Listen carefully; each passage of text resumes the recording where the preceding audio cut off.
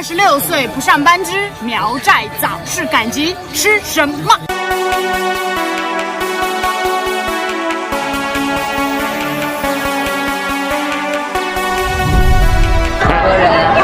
比如说桃园里面有好多个桃园，5块钱30个，这个给了，就是我一个人卖汤圆。我觉得猪肉好一点。猪肉好点啊？猪肉我早上刚拿的，因为牛肉我早点拿的，随便进来。给大家看一下我们今天吃了什么：猪肉串、汤圆、掌窝、凉皮，1碗5块钱。里面去看有杨梅味道就加。泡泡茶，泡泡茶，那是不是？不是，好像好。面筋，好喜欢它那个花椒油的味道，好清爽。看圆柱形的汤圆，像日本豆腐。圆丝的，下雨天对，暖暖的。他爷爷在的时候呢，我们就撮合了，就摆到场上去。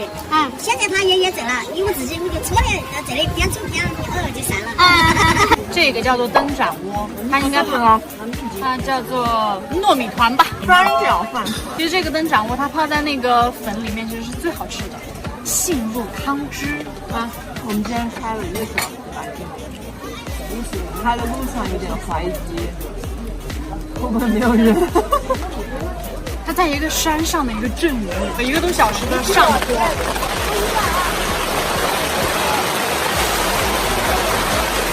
还蛮神奇，我们就在这个环境下，像个灯泡一样。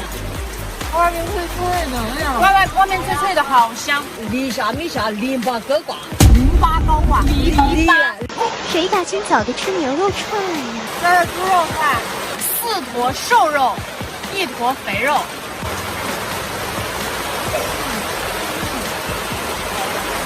好不？谢谢。